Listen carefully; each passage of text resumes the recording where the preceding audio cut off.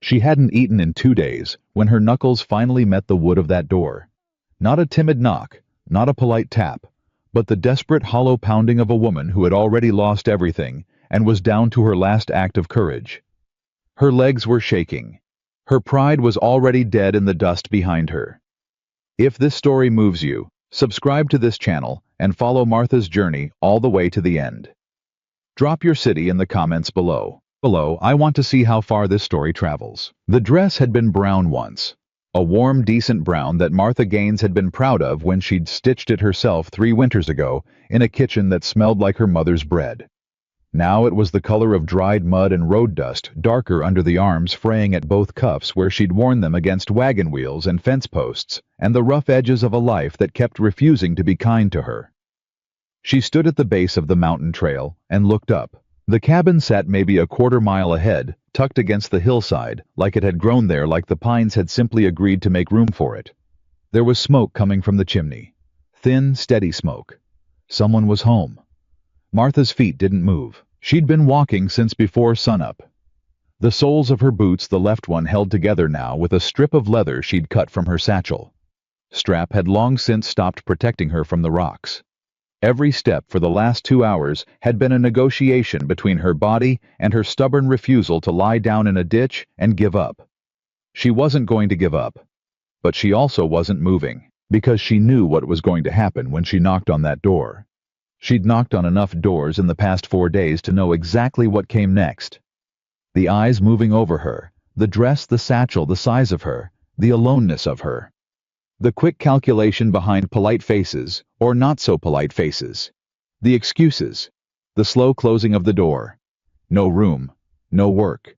No charity for strangers. In Dalton Creek, the innkeeper's wife had looked her up and down and said, "We don't take in women traveling alone." As if Martha's solitude were itself a kind of crime. In Redfield, a farmer's wife had told her they didn't have enough to feed their own family, which might have been true, except that Martha had seen the 3 fat hens in the yard and the smoke coming from a good-sized cook fire around back. And in Harlow's crossing the town, where she'd spent her last coins on a single biscuit and a cup of weak coffee. A man on the porch of the general store had looked at her and said without any shame at all, "Ain't no place for a woman your size to be wandering around looking for handouts." He'd said it loud enough for the 2 men sitting beside him to hear. They'd laughed. Martha had walked out of Harlow's crossing with her back straight and her jaw set, and she had not let herself cry until she was a full mile down the road where there was no one to see her. That had been yesterday. She looked up at the smoke from the chimney again. The thing about asking for help, she'd learned, was that it wasn't one single hard moment. It was 100 small ones.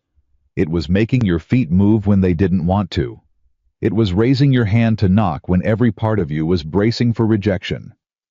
It was keeping your voice steady when you explained yourself to someone who was already deciding your answer before you'd finished your sentence. And then it was picking yourself back up and doing it again at the next door. Martha picked up her satchel. It was lighter than it had been when she'd left Claremont, because she'd sold most of what was in it piece by piece over the past 2 weeks, and she started walking up the trail. She counted her steps. She did that sometimes when things got hard. It kept her mind from going to the places it wanted to go. It kept her from thinking about the letter in her coat pocket, the one from her brother saying he was sorry, but his wife's family didn't have the room, and maybe Martha ought to write to their cousin in Denver, except that Martha had already written to the cousin in Denver and received no reply. 62 steps. 63. 64. The trail curved around a stand of pines, and then the cabin was right there, close enough to see the detail of it. The solid front door, the wood stacked neatly along the near wall, a horse tied to the post at the far corner, a big roan that turned its head and watched her with dark liquid eyes. She stopped about 20 feet from the door. There was a barn. She'd seen it coming around the curve, a solid structure bigger than she'd expected, set back and to the left. The door was closed. From inside, she could hear the low sound of cattle shifting. A barn was something. A barn was a roof and 4 walls and protection from the wind that had been cutting through her coat for the last 3 nights. She'd slept in a barn before 2 nights ago, actually, when she'd crept into an unlocked one after dark and burrowed into the hay and lain there listening to her own heartbeat, and thinking about how her life had gotten so far from everything she'd imagined for it. That barn's owner had found her in the morning. He hadn't yelled. He'd just stood in the doorway with his arms crossed and looked at her until she got up and gathered her things and left. She hadn't asked. She should have asked, maybe. Maybe if she'd knocked on the door the night before and explained herself, he'd have said yes. Maybe. Or maybe he'd have closed the door in her face, and she'd have had to sleep under the stars, which she'd also done one night when the sky had been clear enough that it wasn't completely miserable. Martha straightened her shoulders. She walked to the front door. She knocked 3 times. Solid, deliberate knocks. Not desperate. She was not going to sound desperate. She waited. For a long moment, nothing. Then the sound of boots on floorboards, slow and unhurried. Martha gripped the strap of her satchel with both hands and made herself breathe. The door opened. The man who filled the doorway was taller than she'd expected. Or maybe it was just that she was so tired that everything looked slightly larger than it was. He was broad through the shoulders, lean in the way that men got who worked outdoors from sunup to sundown, with dark brown hair that curled slightly at the ends, like it had been a while since his last barber, and a jaw that was more shadow than skin at this point in the afternoon. He wore a brown vest over a work shirt with the sleeves rolled to the elbow, and his hands, she noticed, were the hands of a man who used them rough and capable, holding the edge of the door like he was deciding something. His eyes were dark, not unfriendly, but reading her. She was used to being read. She made herself hold still and let him do it. "Sir," she said, and she was proud of how level her voice came out. "I'm sorry to bother you. My name is Martha Gaines. I've been traveling from Claremont and I'm—" She paused because the word was difficult. "I'm in some need of shelter. I don't have money to offer you, but I work hard. I can cook, I can clean, I can do whatever needs doing around a property. I'm not asking for charity." She stopped. "I'm asking for a chance to earn a night's shelter." I didn't say anything right away. His eyes moved over her face, and she didn't look away because she'd learned that looking away made people more suspicious, not less. "Claremont," he said finally. His voice was low, not unkind. "That's a good 3 days' walk from here." "4," Martha said. "For me." Something shifted in his expression, just slightly. "When did you last eat?" The question surprised her. Most people didn't ask that. Most people went straight to the logistics: who are you? Where are you from? What are you doing out here alone? And then worked their way toward the refusal. This man had skipped straight to the part that mattered. "Yesterday morning," she said. "I had some dried corn I'd been carrying." He nodded once, slowly, like he was settling something in his own mind. "There's a barn," she said, because she didn't want to presume. "If you'd be willing to let me sleep there for one night, I'll be gone before dawn. I won't leave a trace that I was here. And if there's any work I can do before I go—" "You don't have to sleep in the barn," he said. She stopped. He stepped back from the door. Not all the way he left himself in the frame, like he understood that a strange woman wasn't going to walk straight into a stranger's house without some kind of bridge between invitation and trust. But he'd moved. He'd made room. "I've got a spare room," he said. "It's nothing fancy, but it's got a door that locks from the inside and a bed that's better than hay." He paused. "And I was about to make supper." Martha stood in the doorway of the cabin and looked at him and tried to find the catch. There was always a catch.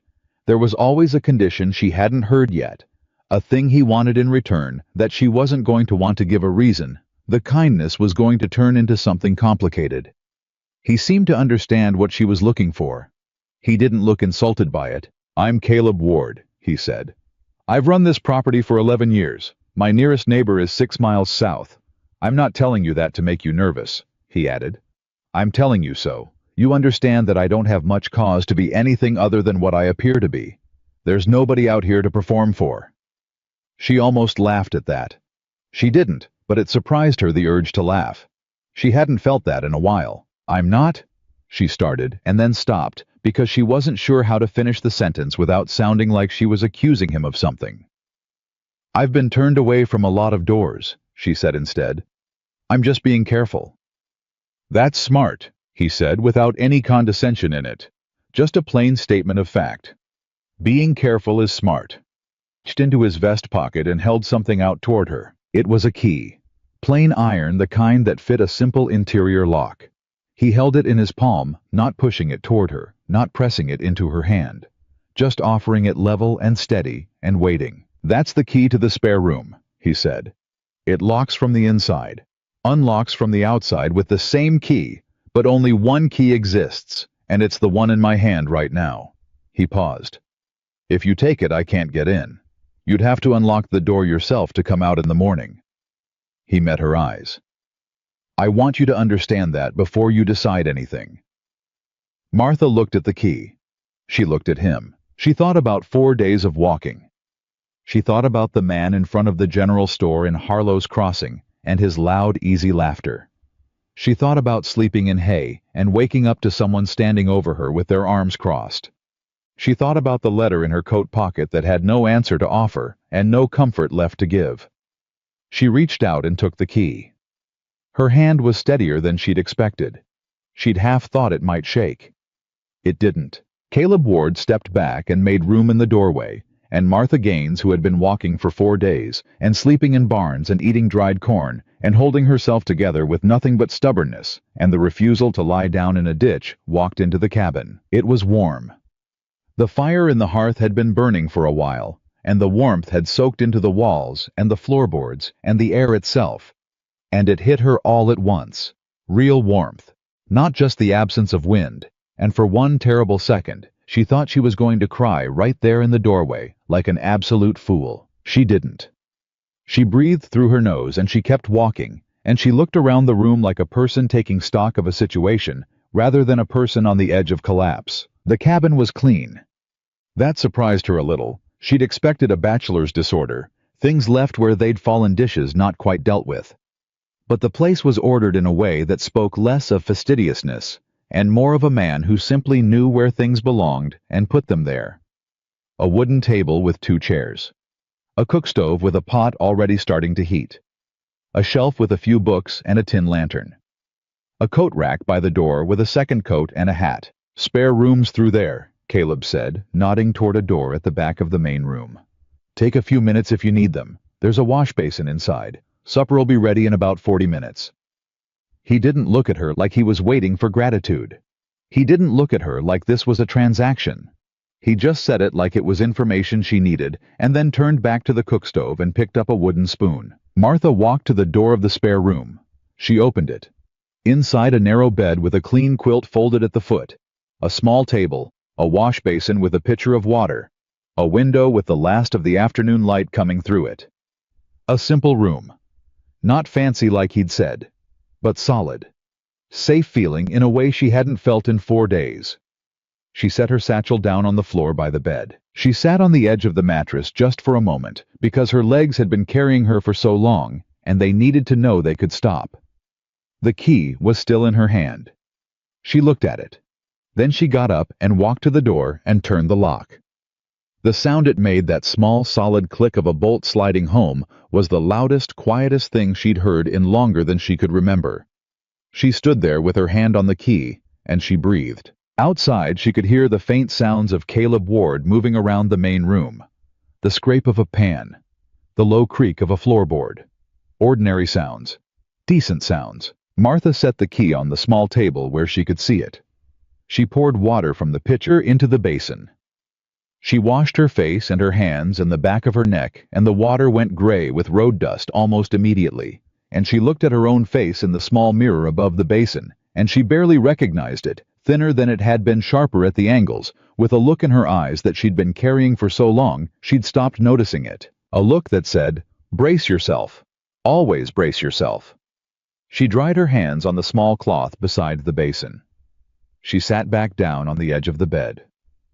40 minutes until supper. That was what he'd said. She should probably offer to help. That would be the right thing, to go out there and offer to do something useful. Earn her place at the table, even for this one night. She was good in a kitchen. She could at least set the table or stir whatever was in that pot. She stood up. She looked at the locked door. She looked at the key on the table. She picked it up, unlocked the door, and walked back into the main room. Caleb didn't turn around when she came in. He was at the cook stove adjusting the heat under the pot, and he gave no indication that her return was either expected or surprising, like she was simply there, and that was fine. "Is there something I can do?" she asked. "You don't have to," he said. "I know I don't have to," she said. "I'm offering." He glanced at her, then a quick assessing look, and something in his expression settled. "Bread's in the tin on the shelf," he said, "if you want to slice it. There's a knife in the block by the window." Martha found the bread and the knife, and she sliced the bread, and she set it on the table, and she found plates without being asked, because she knew how to find things in a kitchen, and she set 2 places at the table, and the whole time neither of them said much of anything, and somehow that was all right. The silence between them was not the silence of strangers who have nothing to say to each other. It was something else. Martha couldn't quite name it yet. When the food was ready, a simple stew, beans and salt pork and something green she thought might be dried herbs. Caleb set the pot on the table and sat down across from her and looked at the places she'd set and didn't comment on them. "Go ahead," he said. She ate slowly because she knew better than to eat fast after days of very little. But it took everything she had to eat slowly. The stew was hot and savory and real, and each spoonful was so much better than dried corn and weak coffee that she had to keep her face carefully neutral to keep from making some embarrassing sound of relief. Caleb ate without ceremony. He didn't watch her eat. He didn't ask her questions. He didn't perform the role of gracious host in any way that made her feel like a guest being assessed. He just ate his supper across the table from her like this was an ordinary evening, and she was an ordinary thing in it. Halfway through the meal, she realized her shoulders had come down from around her ears. She hadn't noticed they were up there. They'd been up there so long it had started to feel like the natural position for them. "You said you left Claremont," he said after a while. "Yes." "That where you're from originally?" "No," she said. "I grew up farther east. I came to Claremont 3 years ago. I had work there." She paused. "The work ended." He nodded. He didn't push. "Where are you heading?" he asked. "Denver," she said. It wasn't exactly true. Her cousin in Denver hadn't replied to her letter, and she had no guarantee of welcome there, but it was the direction she'd been pointed, and it was as honest an answer as she had. "I have family there, maybe." "Maybe," he repeated, not with skepticism. More like he understood what maybe meant, the particular weight of it. "I'll be out of your way in the morning," she said. "I meant what I said about working, if there's anything that needs doing before I go."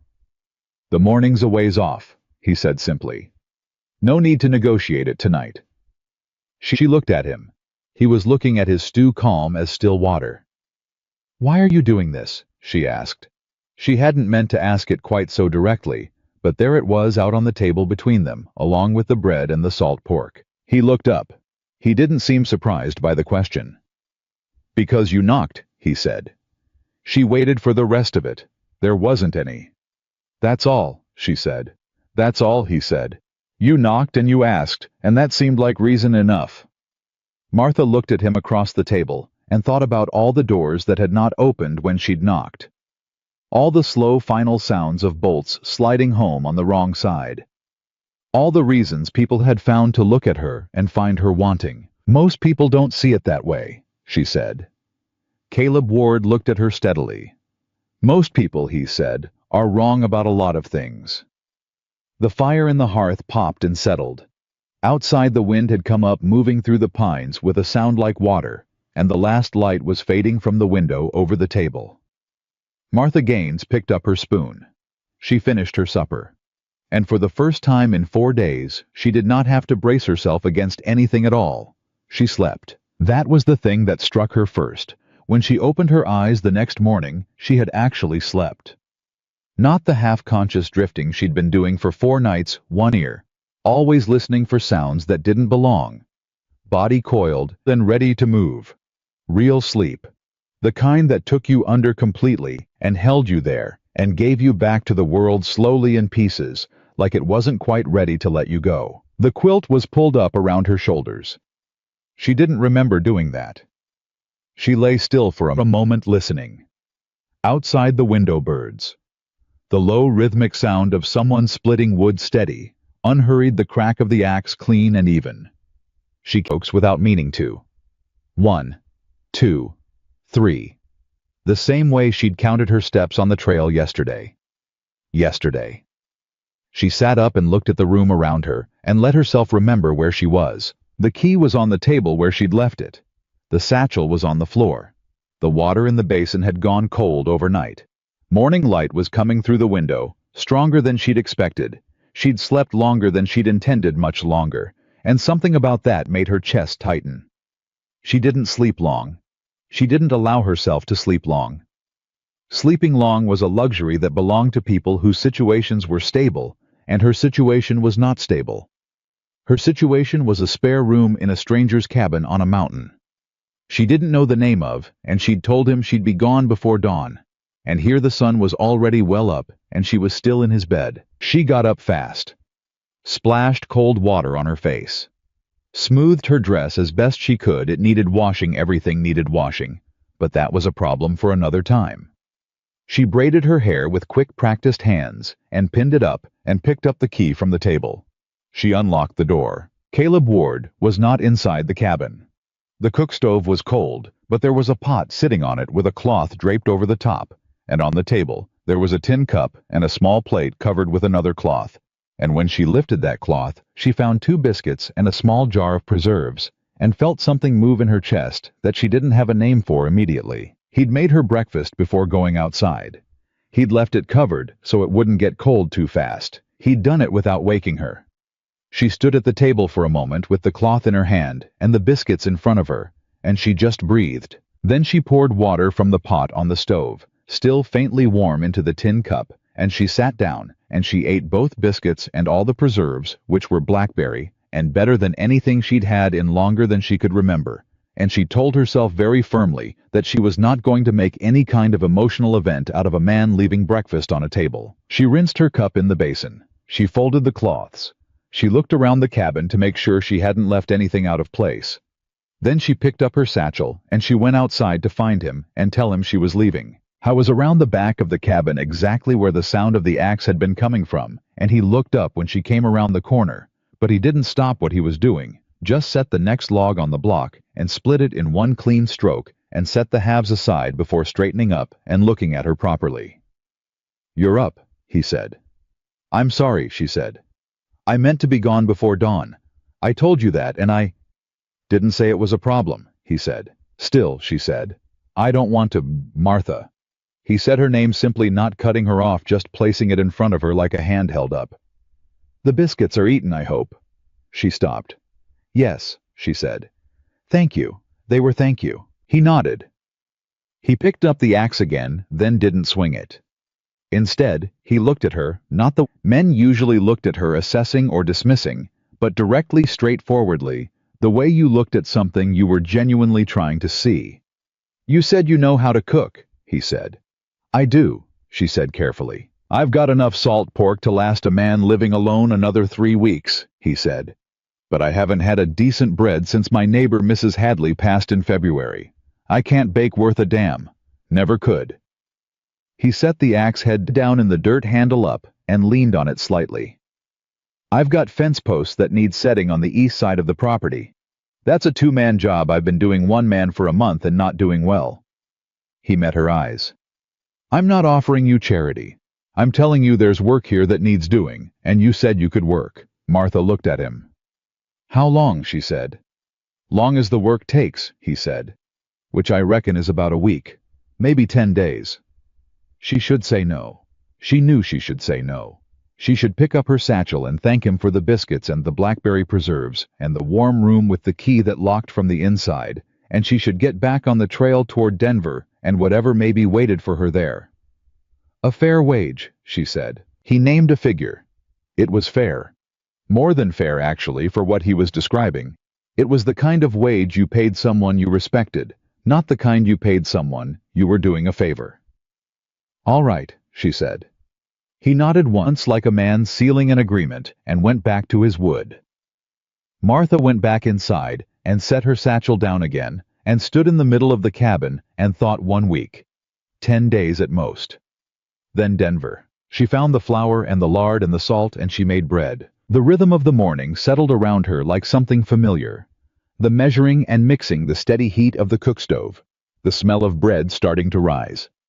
She'd cooked in her mother's kitchen for years before Claremont, and in Claremont, she'd cooked for the Hargrove household for nearly 2 years before the Hargroves had lost the house to back taxes, and Martha had lost her position along with it, and found herself with 2 weeks' notice, and a recommendation letter that wasn't worth much in a town that was watching its fortunes decline. She didn't think about Claremont if she could help it. But the kitchen work was good. Kitchen work was the kind that asked for your hands and your attention, and didn't leave a lot of room for the other things. Caleb came in around midday, and stopped in the doorway, and the look on his face when he registered what she'd done with his kitchen. The bread cooling on the board. The beans, slow cooking on the back of the stove. The floor swept was something she would remember for longer than she expected to. I didn't make a production of it. He washed his hands at the basin, and sat down, and ate what she put in front of him, and said, after his first bite of bread, "God, that's good," with a conviction that sounded less like a compliment and more like a man confronting evidence he hadn't expected. "It's just bread," she said. "It's the best bread I've had in 4 months," he said, and tore off another piece. They ate in the same not-quite silence as the night before. It wasn't uncomfortable. Martha had eaten a lot of meals in the last 3 years in various kinds of silence, the kind in the Hargrove house where she'd been staff and wasn't supposed to speak unless spoken to, the kind in boarding houses where nobody knew each other, and nobody was trying, to the kind alone on the road where the only sound was wind. This silence had a different quality. It was the silence of two people who were thinking their own thoughts and had agreed without discussing it, that was all right. "Can I ask you something?" she said. "You can ask," he said. "You said your neighbor passed in February." She paused. "The one who made the bread." "Mrs. Hadley," he said. "Eliza Hadley. She was 71. She'd been on this mountain longer than me. Her husband built the property 2 miles south before I was born." He was quiet for a moment. "She used to send her grandson over with a loaf every Sunday." "I'm sorry," Martha said. He nodded. He didn't say anything else about it right away, and she didn't push. But a few minutes later, without her prompting, he said, "She was the one who told me to buy this land. Said I was being an idiot letting it sit available while I was saving up for something better. Said there is nothing better than land you can stand on." He broke the heel of bread in half and looked at it. She was right. "She sounds like she was a good woman," Martha said. "Best I knew," he said. And then, like the sentence had surprised him, he looked up and added, "Present company considered new to the data."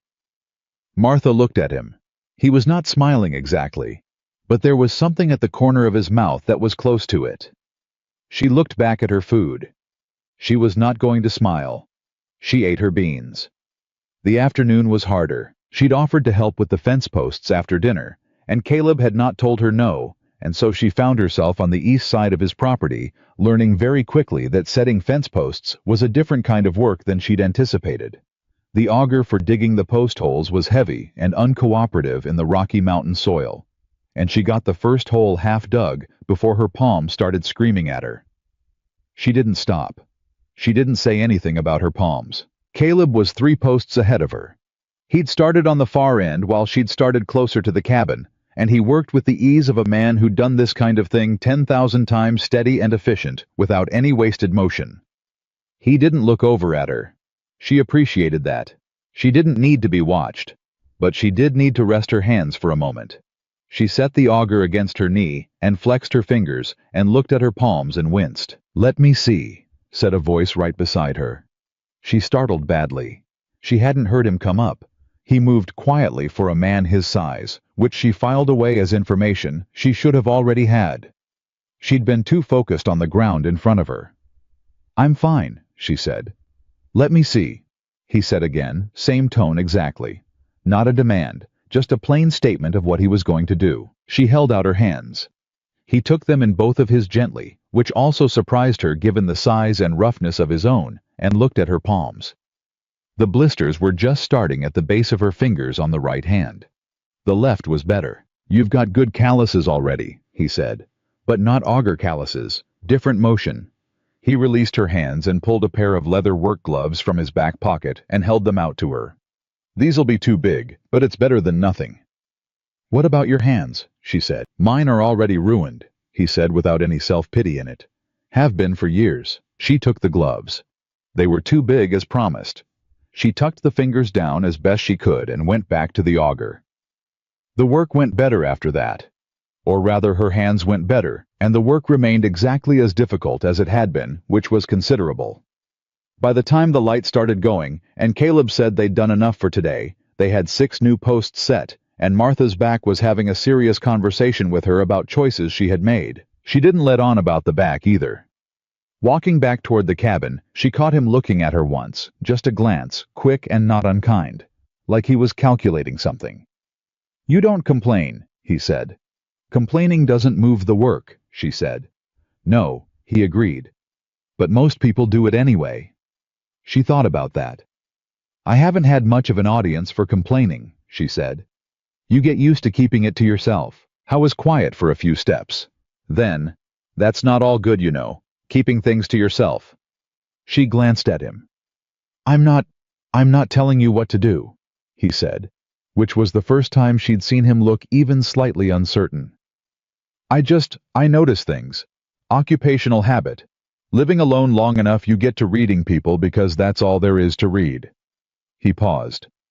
You hold yourself like somebody's going to take something from you if you give them the chance. Martha stopped walking. He stopped too and looked at her and seemed to realize something. I've overstepped, he said. No, she said slowly. You haven't. She considered the words carefully. You're not wrong. He looked at her. She looked back. Something happened in Claremont, she said, before I left. You don't have to tell me, he said. I know I don't have to, she said. And she heard the echo of the words, the same ones she'd said to him that afternoon, about helping with the dinner, and something in his expression told her he heard it too. She started walking again. He fell into step beside her. I worked for a family there, she said. The Hargroves. Decent people, I thought, for nearly 2 years. She felt the old tightening in her chest that came when she let herself go back to it. The husband lost the house. Back taxes, bad investments. It was a mess. I understood that. I wasn't going to hold the man's bad luck against him. She breathed. But when he let me go, he also told the families I might have applied to next that I had a habit of... She stopped. Started again. He said I wasn't trustworthy, specifically about money. He said there were things that had gone missing. She heard Caleb's footstep catch just a fraction barely perceptible. Things that hadn't, she said. I didn't take anything. I had never taken anything from anyone in my life. But he said it, and he said it to the right people, and by the time I knew what was happening, there was no position in Claremont that would have me. She kept her voice even. She had practiced keeping it even on this particular story. I don't know why he did it. Maybe he was embarrassed about the money trouble and wanted something else to point at. Maybe he just... I don't know. People do things sometimes, and there's no explanation that makes sense. Caleb was quiet for a long time. That's a hell of a thing, he said finally. Yes, she said. It is. And the letter you were reading this morning, he said carefully, like he was deciding whether to mention it, the one you put back in your coat pocket when you came outside. That was from someone who knew. She looked at him sharply. You saw that. I wasn't watching you, he said. I looked up to say good morning, and you were already folding it away. I'm sorry. I shouldn't have mentioned it. My brother, she said after a beat. He heard what Hargrove said, believed it. She said it simply. It still hurt. She let it be simple, and let it hurt in the background where it belonged. He suggested I try Denver, which is either very helpful or a way of telling me I'm not welcome without having to say so. I haven't figured out which yet. Maybe both, Caleb said. People can want to help and not know how at the same time. She looked at him. That's more generous than he probably deserves, she said. Maybe, he said, but it costs less to be generous. They reached the cabin. He held the door. She went in and went to the cook stove and began doing the things that needed doing for supper, because she needed something to do with her hands, and he washed up at the basin and then came and stood a decent distance back and said, for what it's worth. You don't have to, she said. I know, he said. For what it's worth, I've dealt with a lot of people in 11 years up here. Buyers, sellers, workers, neighbors. I've been cheated twice and I've learned to read the signs of it. He paused. You don't have any of those signs. She stood at the cook stove with her back to him. You don't know me, she said. You've known me one day. That's true, he said. You're taking my word for it. I am, he said. She turned to look at him. He was standing by the table with his arms loose at his sides, not defensive, not performing sincerity. Just standing there telling her a plain thing. Why? She said. He looked at her for a long moment. Then he said, Because you held out your hands this afternoon when I asked to see them. You didn't want to. You were embarrassed about the blisters, but you did it anyway. He paused. People who are used to hiding things don't do that. They protect. They deflect. You didn't. Martha turned back to the stove. She stirred the pot that didn't need stirring. After a moment, she said very quietly to the pot and the stove and the kitchen that wasn't hers, Thank you, Mr. Ward. Caleb, he said. She stirred the pot. Thank you, Caleb, she said. He sat down at the table. She finished making supper. They ate, and later, much later, when she was back in the room with the key locked in the door from her side and the quilt pulled up and the darkness full around her, Martha Gaines lay still and thought about what it meant that she had told a stranger in one day what she hadn't managed to say out loud to anyone since Claremont. What it meant that he had listened without deciding. What it meant that she was angry at herself for feeling safer than she should, because she knew better than this. She knew better than to let warmth in too fast. She knew what warmth could turn into when the cold came back, and the cold always came back, and she had learned that lesson in the Hargrove house, and she was not going to unlearn it in a mountain cabin, just because a man left her breakfast covered on a table and gave her his good leather gloves. She was not going to unlearn it. But she was also, she noticed, still warm. She closed her eyes. She slept again for the second night in a row. And in the morning, the fence posts were still waiting, and she got up early this time before Caleb, she thought though she couldn't be certain, and made coffee, and stood at the window with her cup, and watched the light come up over the pines, and felt something she could not yet afford to name, beginning very slowly, and against her better judgment, to take root somewhere underneath all her good reasons to leave. The coffee was ready when Caleb came in from the barn. He stopped when he saw it, the pot on the stove, the 2 cups already on the table. Martha standing at the window with her hands wrapped around hers like she was cold, which she probably was, because the mornings up here still bit even in summer. He didn't say anything about it. He just poured himself a cup and stood on the other side of the window and drank it. Fence post today, she said. East side's done, he said. North side next. How many be 14 posts? Soil's softer up there, though. Shouldn't take as long. She nodded. She finished her coffee. She put her cup in the basin and went to get the gloves he'd lent her. She'd left them on the shelf by the door the night before, neatly where she'd found them, and she was already reaching for the door when he said, Martha. She turned. He was looking at his cup. You didn't have to make the coffee, he said. I know, she said. He looked up then, and something passed between them, brief and wordless, the kind of thing that doesn't have a name yet because it's too new, and then she opened the door and went outside, and the moment closed behind her, like water over a stone. The north side was harder than Caleb had made it sound. The soil was softer, yes, but the posts were longer up here, and the ground sloped enough that every one of them had to be leveled by eye, which meant checking and adjusting and checking again, which meant the work was slower, more precise, and considerably more irritating than just driving things into flat earth. Martha learned the leveling system by watching Caleb do the first 3, and then did the 4th herself, while he watched without commentary. And when she got it right on the 2nd adjustment, he simply moved on to the 5th post, and that was that. She realized, being trusted, not praised, not encouraged in the way people encouraged someone they expected to fail. Just trusted, given the task, and expected to do it. It was a strange feeling. She'd had it before, but not often and not recently. By mid-morning, they had 7 posts set, and Martha's back was making the same complaints as the day before, which she was learning to negotiate, rather than ignore short breaks, standing straight, shifting how she held the auger. She was adapting. Her hands inside the two big gloves were doing better. She was thinking about lunch, what she'd make, whether the dried beans needed to be started now or later. Worse, she didn't register it consciously at first. Horses made noise up here sometimes.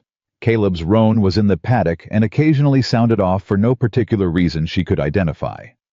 But Caleb straightened up from the post he was tamping and turned toward the south trail, and something in the way he did it quiet and still. The kind of still that meant paying attention made her turn too. There were two of them. Two riders coming up the trail, moving at a pace that was not casual, not fast either, deliberate, the kind of pace that said they knew exactly where they were going. Martha felt the old tightening start in her chest. The brace yourself tightening. Caleb stepped forward so that he was slightly in front of her. Not enough to be obvious. Just enough. She noticed. The riders pulled up at the edge of the property. Two men, one older, heavy through the middle with a coat that was too nice for mountain work, and an expression that was used to getting what it came for. The other younger, quieter, watching with flat eyes that went from Caleb to Martha and back again with the practiced assessment of someone who was being paid to notice things. Ward, the older man said. He didn't tip his hat. Garrison, Caleb said. The name landed differently in the open air. Martha saw Caleb's jaw tighten fractionally the first time she'd seen him look anything other than completely steady, and filed that away. Didn't know you had company, Garrison said. His eyes went to Martha. They did the same thing men's eyes usually did, moved over her catalog, decided. This your hired help? This is Martha Gaines, Caleb said. His voice was level and flat and very clear. She works with me. Garrison smiled. It didn't reach his eyes. Didn't know you were in the market for extra hands. Must be doing well. Was there something you needed, Garrison? Caleb said. The older man shifted in his saddle. Just being neighborly. Heard you'd been having trouble with the north fence. Thought I'd see if you needed help from town. Don't, Caleb said. A beat of silence. Still thinking about my offer on the east pasture, Garrison said. Still not selling, Caleb said. Another silence. Martha stood very still. She was good at standing still when the room or the field needed it. She watched Garrison's face, and she catalogued what she saw there, because she had learned to read faces, and what she read in his was not neighborliness. It was not even particularly well disguised. It was the face of a man who wanted something, and was not accustomed to not getting it, and was currently calculating what the most efficient path to it might be. His eyes came back to her. You from around here, Miss Gaines, he said. No, she said. Where from? East, she said. She kept her voice pleasant. She'd had practice at pleasant. Traveling through working, she said. Garrison nodded slowly, like she'd said something interesting when she hadn't. Work's hard to come by for a woman traveling alone, he said. Lucky Ward here took you on. He paused, and she heard the shape of what was coming before it arrived. Course some folks in town might wonder about the arrangement. The air changed. Martha felt it change, and she also felt Caleb go very still beside her in a way that was different from his usual stillness. This stillness had an edge to it. I'd be careful about wondering out loud, Caleb said. His voice was quiet, quieter than usual. It's a long way to come back up this mountain to correct a misunderstanding. Garrison held up one hand in a gesture of peace that was not peaceful. Just making an observation, he said. No offense to the lady. None taken, Martha said before Caleb could speak.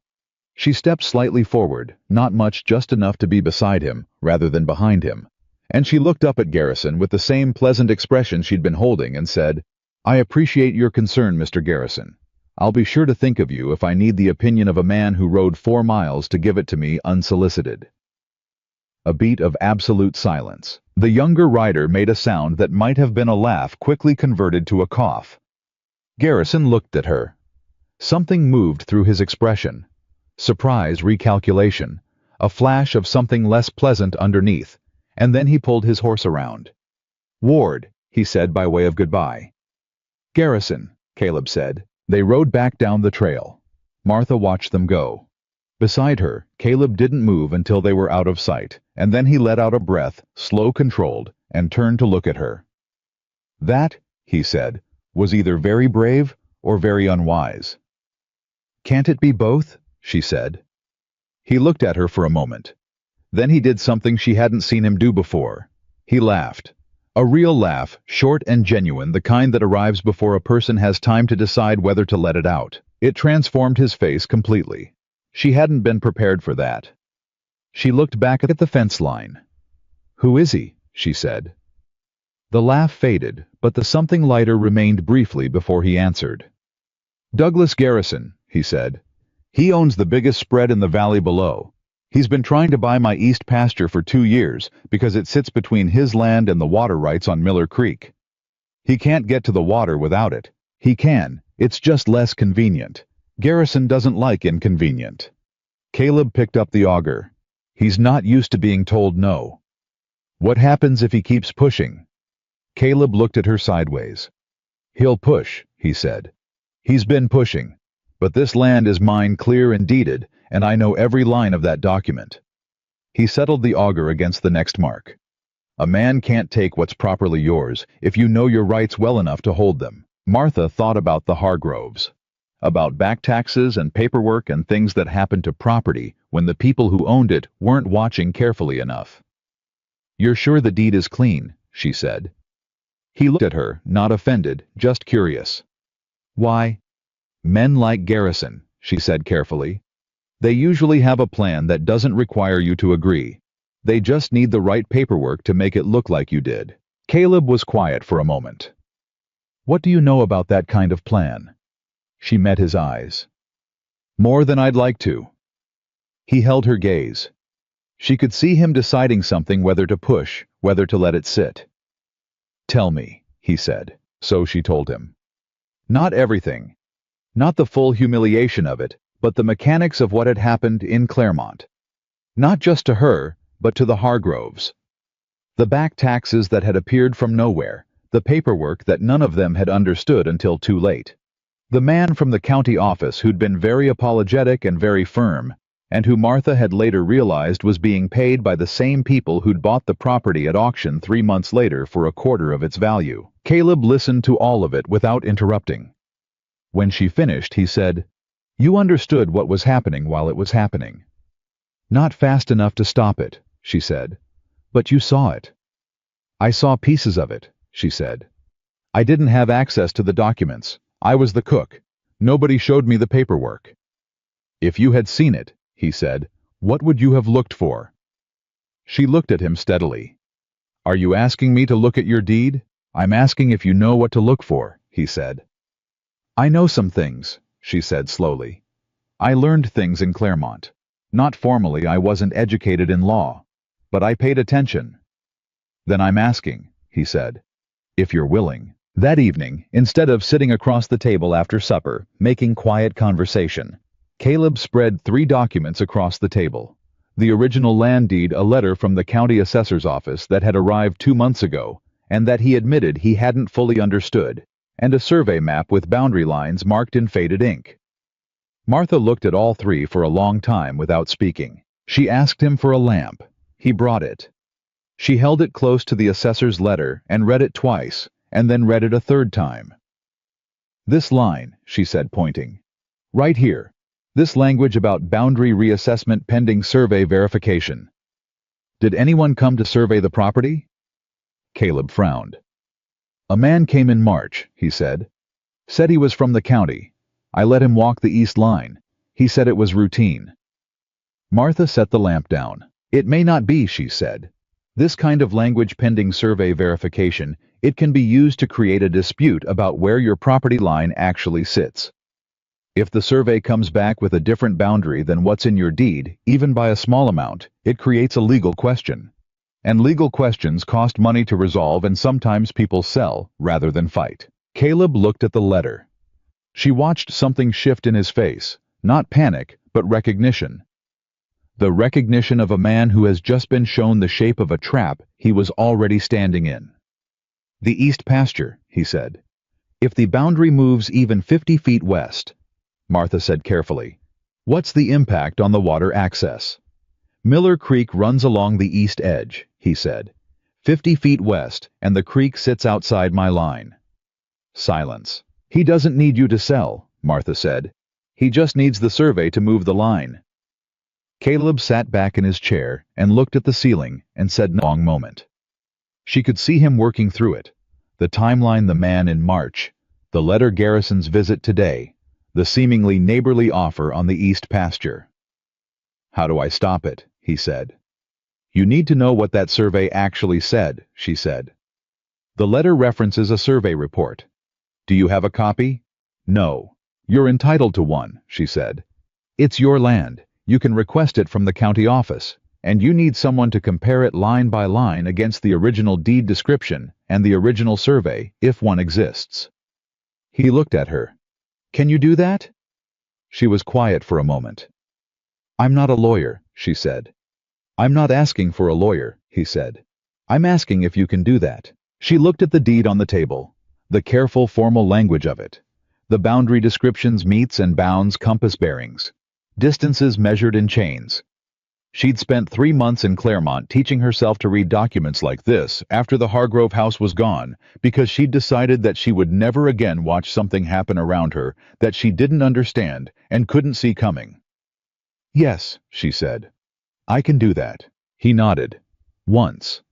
The same way he'd nodded when they'd agreed to the week's work, like a man settling a debt. Then we'll need to go to town, he said. County office is in Harlow's Crossing. The name hit her like a fist to the sternum. She kept her face still. I can't go to Harlow's Crossing, she said. He looked at her. She hadn't told him about the man on the porch, the loud, easy laughter, the look on his face when she'd walked away down the road. She told him now. When she finished, Caleb's face was very quiet. The kind of quiet that wasn't absence of feeling. His name, he said. His voice was the same as always, low level, but there was something under it that wasn't there before. I don't know it, she said. He was older, gray beard, red face, sitting on the porch of the general store. I know who that is, Caleb said. She waited. He talks like that to a lot of people, Caleb said. Women especially, women who are alone. I was quiet for a moment. I should have been in town more. It's not your responsibility, she said. No, he said. But it's still true. She looked at the documents on the table. She looked at her own hands, which had set fence posts today and were calloused in new places already, and were, she realized, more capable than they'd been 2 weeks ago. More capable than she'd known. If I go to Harlow's Crossing with you, she said, I won't be invisible. He'll see me. He'll say something. Probably, Caleb said. And you want to go anyway. I want to get that survey report, he said. And I'd like you to be there when I read it, because apparently you understand it better than I do. He met her eyes across the documents. What he says doesn't change what needs doing. She held his gaze. She thought about the trail into Harlow's Crossing, about keeping her back straight and her jaw set, about crying a full mile down the road where no one could see her. She thought about what it would feel like to walk back into that town next to a man who knew what had happened and was going anyway. Different, she thought. It would feel different. When? She said.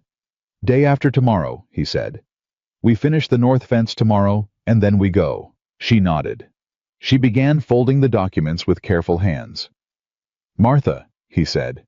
She looked up. What he said to you in Harlow's Crossing, Caleb said. It was wrong. I want you to know I understand that it was wrong. Not just rude wrong. About you and about... He paused, and she could see him choosing his words with the same precision he brought to fence post leveling. A woman's size is not a measure of her worth. Any man who thinks it is doesn't know much about worth. She was quiet for a moment. You didn't have to say that, she said. No, he said. But I wanted to. She put the folded documents back on the table and stood up and carried the lamp to the other end of the table so she didn't have to look at his face while she said, Caleb, I need you to understand something. All right, he said. I'm good at holding myself together, she said. I've gotten very good at it. But there are things... She stopped. Tried again. There are things I haven't let myself think about in a long time, because if I think about them, I'm not sure I can keep doing that. The holding together. She set the lamp down carefully. And you keep saying things that make the thinking harder to avoid. A long silence. I'm sorry, he said. I can stop. That's not what I'm asking you to do, she said. And then she caught herself, because she wasn't sure what she was asking him to do, or if she was asking him to do anything at all, or if she was just trying to explain something she didn't have words for yet, and making a mess of it. She turned to face him. He was looking at her across the table with an expression she hadn't seen on him before. Open in a way he didn't usually let himself be. Careful, but open. I don't know what I'm saying, she said. You're saying it's getting harder to leave, he said quietly. The sentence landed in the middle of the room, and neither of them moved. She should have disagreed. She had 12 good reasons to disagree, and a letter in her coat pocket that was supposed to be pointing her toward Denver, and a life that needed rebuilding in a direction that did not run through a mountain cabin with a man she had known for 4 days. I have to go to Denver, she said. I know, he said. I have maybe family there. I know, he said. And you have a property to protect and a legal fight building, and you don't need... Martha, he said. She stopped.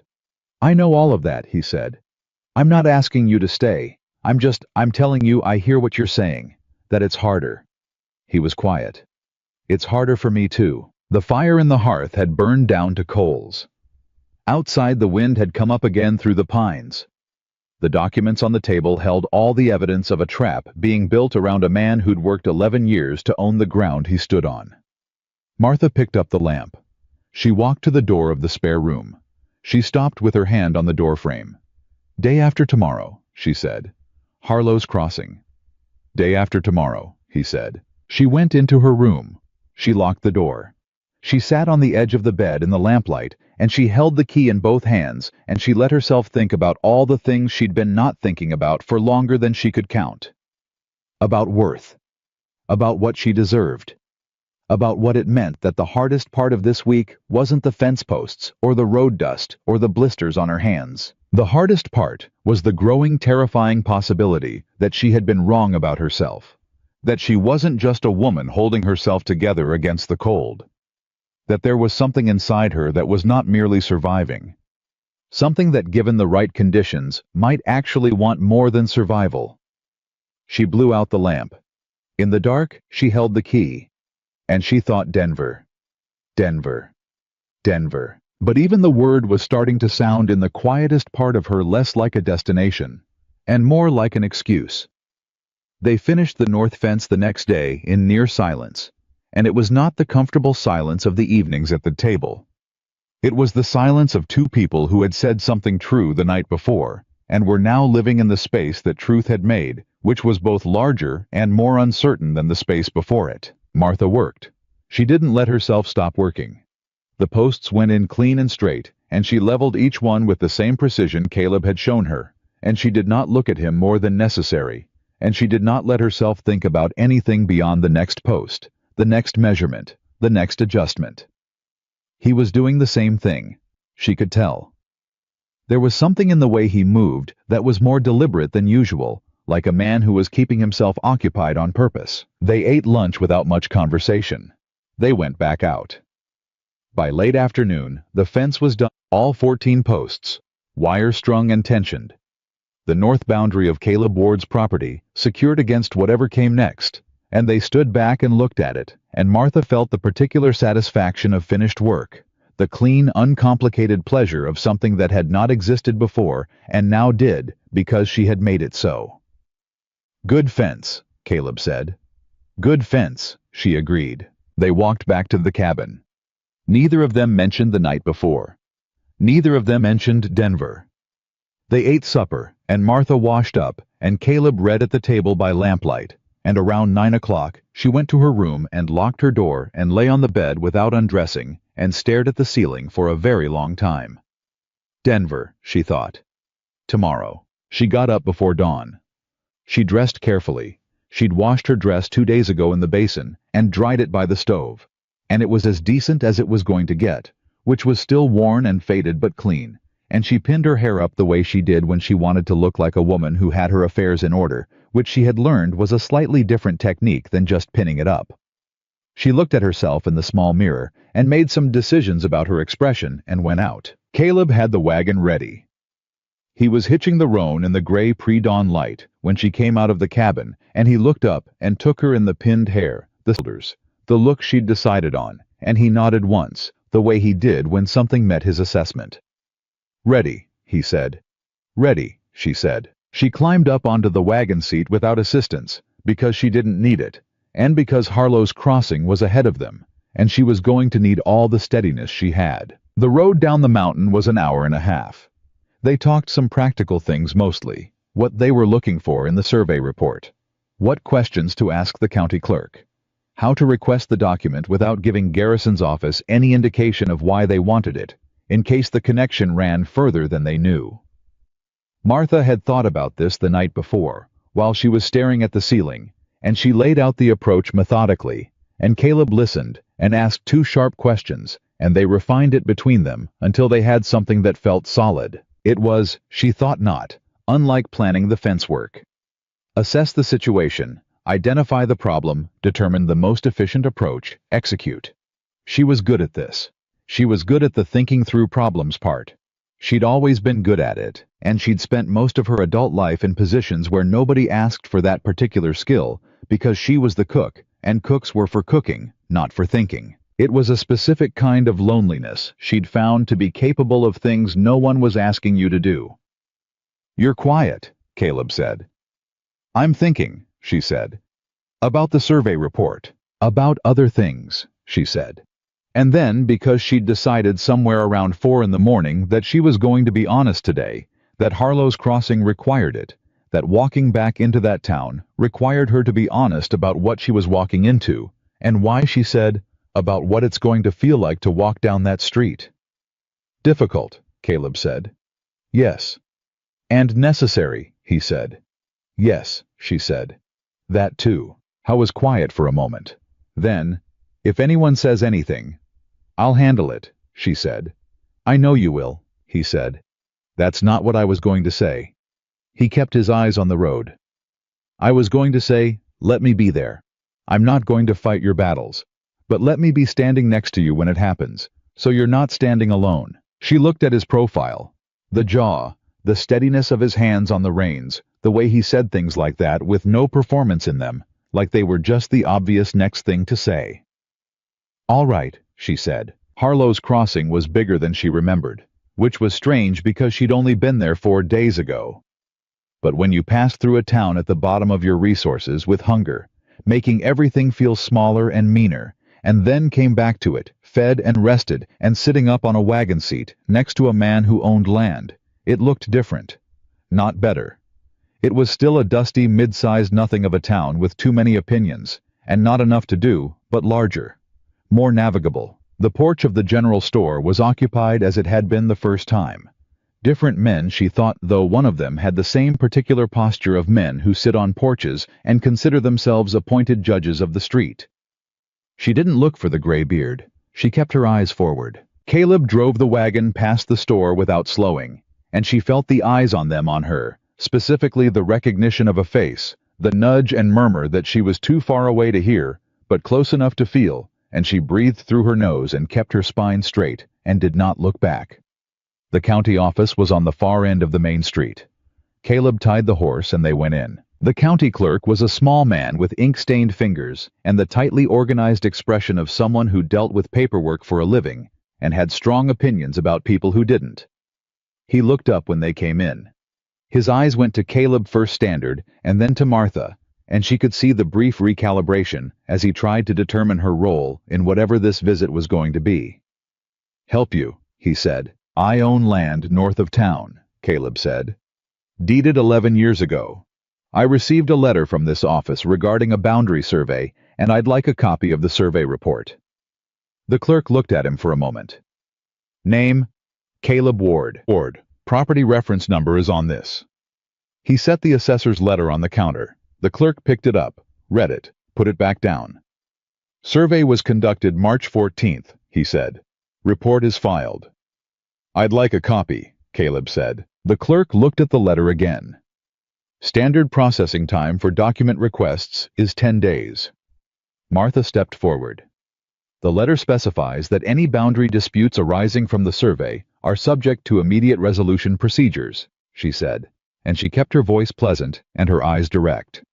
Which would mean the documentation supporting those procedures should be available for review by the affected property owner.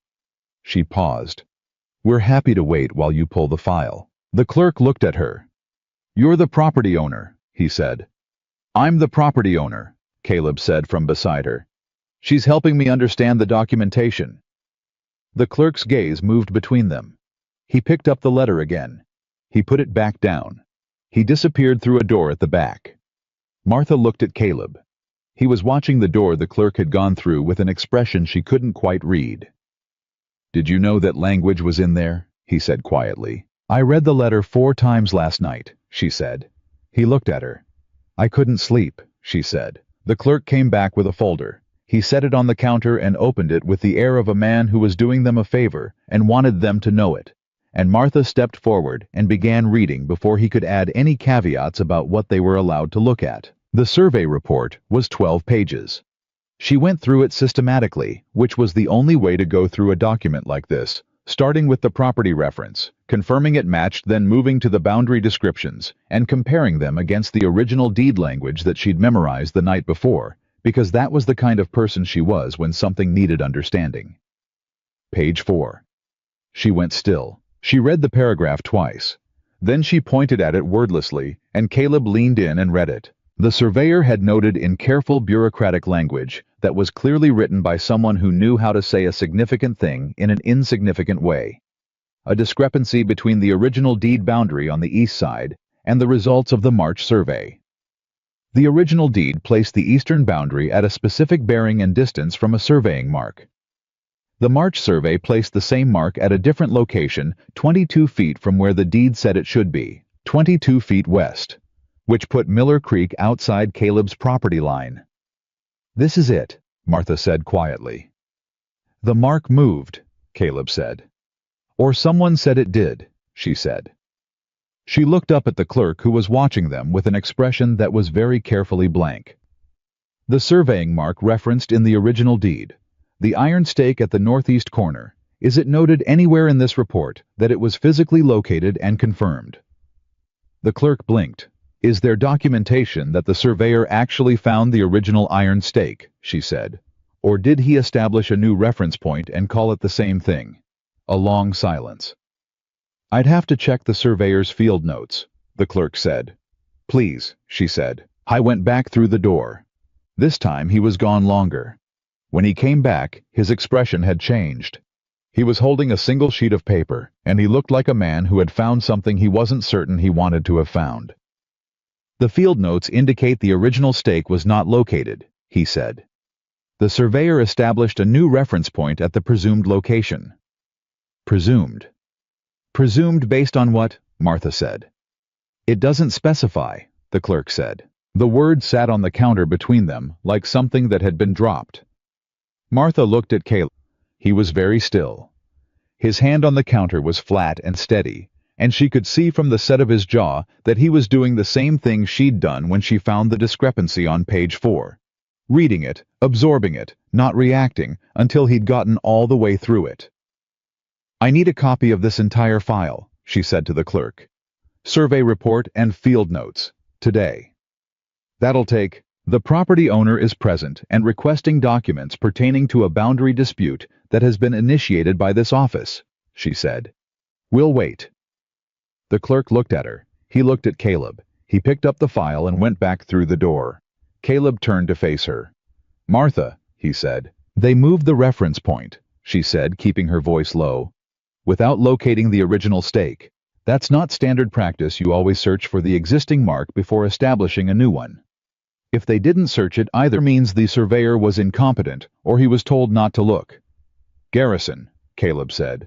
I don't know that, she said. I don't know who hired the surveyor or what instructions he was given, but I know that this report as it stands could be used to legally redraw your eastern boundary. She held his gaze. Caleb, if someone files a boundary claim based on this survey before you can challenge it, you could lose that east pasture in court without ever being asked to sell it. He was quiet for a moment. "Can it be challenged?" he said. "Yes," she said. "If we can prove the original iron stake exists at the location described in your deed, the survey report loses its foundation. The whole thing falls apart." She paused. "The stake, do you know if it's still there?" "I've walked that east line 100 times," he said. "There's a stake. I've seen it." "Then we need someone to verify it. An independent surveyor. Someone who isn't connected to whoever Garrison used." She paused. "And we need a lawyer. I know a lawyer," he said. "2 towns over. Emmett Shaw. He's dealt with land disputes before.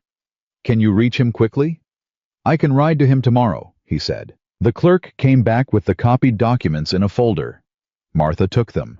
She checked the copies against the originals page by page, making the clerk wait, because she was not going to leave that office with an incomplete set of documents.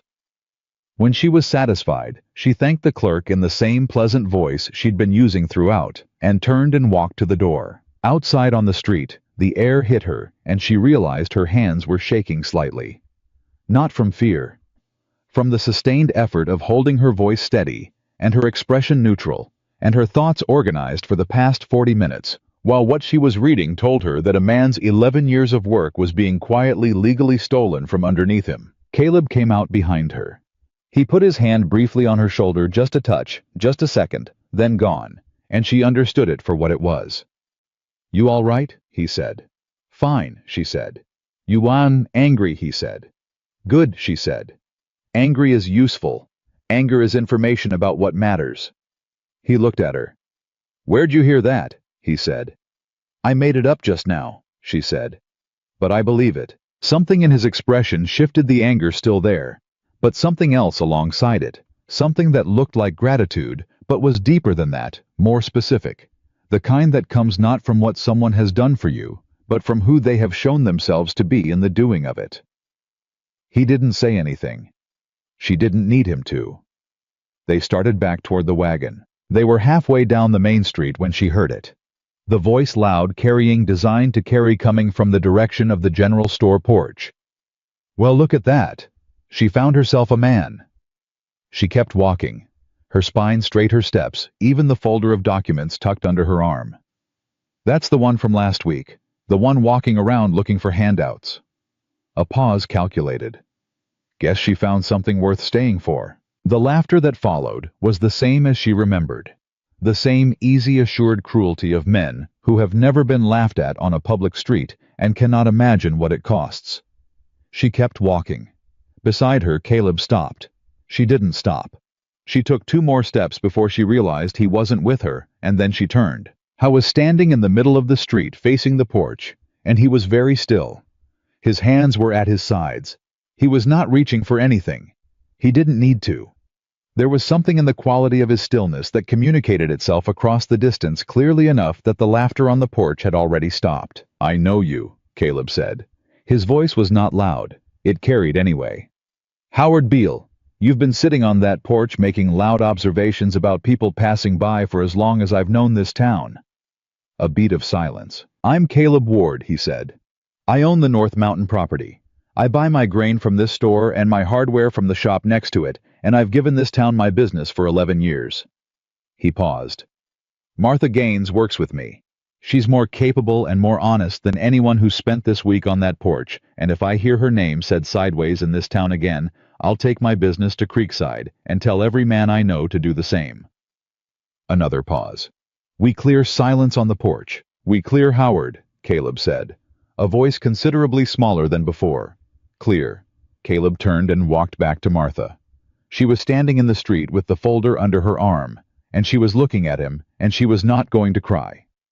She was absolutely not going to cry in the middle of the main street of Harlow's Crossing, in front of Howard Beale and his porch, and the people who had gathered on the edges of the street to watch. She was not.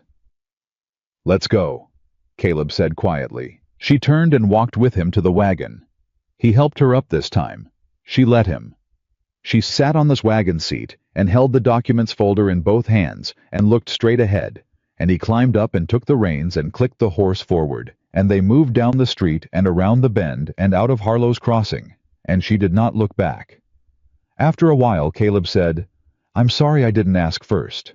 Whether you wanted— Don't apologize, she said. Her voice was very controlled. Please don't apologize for that. He was quiet. How long has that been happening to you? He said. People saying things like that? She thought about it. How far back the answer went. Since I can remember, she said. You learned to walk through it. You shouldn't have to, he said. No, she said. But the world doesn't organize itself around what people should have to do. The wagon moved up the mountain road. The pines closed around them. The noise of the town fell away behind them, and the silence came back, but different now, changed in a way she couldn't fully articulate. Caleb, she said. What you said back there, she said. About hearing my name said sideways. She paused. You didn't have to do that. I know, he said. People will talk. About us. About the arrangement. She glanced at him. You understand that. Let them, he said. She looked at him. It could affect your business, your reputation. If people start speculating about— Martha, he said. He looked at her just briefly before his eyes went back to the road. There's nothing about you living and working in my house that I'm ashamed of. If someone finds a story in that says more about them than it does about us. Us. The word was out there now between them on the wagon seat, and neither of them pointed at it. She looked down at the documents folder in her hands. I'm going to write up a summary of what we've found, she said. The discrepancy, the field notes, the standard survey procedure that wasn't followed. Something your lawyer can use when he sees the documents. Tonight, he said. Tonight, she said. He nodded. He looked at the road. She looked at the folder. After a long moment, he said quietly, You know you could— Caleb, she said. I know, he said. I'm not going to say it. Good, she said. A pause. Denver, she said, not to him, or not only to him. Denver, he agreed. And the way he said it quietly, carefully, with a gentleness that did not argue, made her feel it more, not less. The way you feel a weight more clearly when someone handles it with care rather than dropping it. They were halfway up the mountain when the other rider appeared on the trail behind them, moving fast, overtaking them. Martha heard it before she saw it. The fast-moving hoofbeats on the mountain road, and she felt Caleb's hands tighten slightly on the reins before he deliberately relaxed them. She was already turning to look. The rider pulled up alongside the wagon. Young man, younger than she'd realized from a distance when she'd seen him before. It was the second rider from Garrison's visit. The quiet one with the flat eyes who'd made the sound that might have been a laugh. He looked at Martha directly, not at Caleb, at her. Miss, he said. I got something to say, and I'd rather say it quick and be gone. Then say it, Caleb said. The young man kept his eyes on Martha. Mr. Garrison knows you went to the county office today, he said. He's got someone in that office who tells him things. He paused. He also knows what you probably found. Martha felt the air go very still. How does he know what we found? She said. Because he knows what's in that report, the young man said. He commissioned it.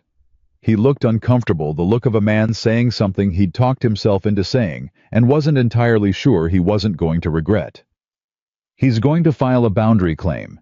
His lawyer is drawing up the paperwork today, and it'll be filed by end of week.